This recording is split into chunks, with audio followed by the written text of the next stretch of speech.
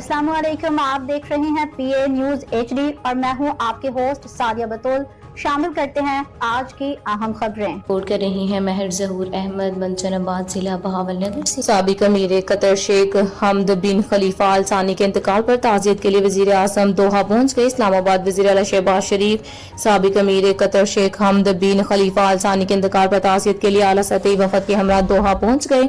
दोहा airport पहुंचने पर Qatar के नायब वजीर आज़म और वजीर ममलिकत बराए दिफा शेख सऊद बिन अब्दुर्रहमान बिन हसन बिन अली आल सानी ने इस्तकबाल किया। वजीर आला के हमरा पाकिस्तान मुस्लिम लीग नून के कायद और साबिक वजीर आज़म नवाज शरीफ भी कतर गई। वफद में नायब वजीर आज़म और वजीर ख्वारजा सैनिटर इसाक डार, वफाकी वजीर इत्तलात व नशरियात अताउल्लाह तारड़ भी शामिल हैं।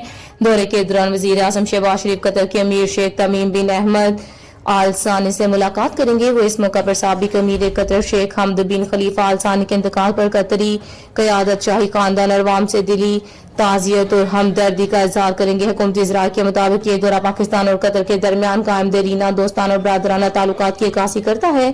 ज़राए का कहना है कि पाकिस्तानी क़यादत की जानिब से ताज़ियत के लिए दोहा आमद दोनों मुल्कों की तारीखी रवाबत और बाहमी एहतराम के रवायत का इजहार है, जो कई दुहाइयों पर मुहित ताल्लुकात की मजबूती की अक्कास है।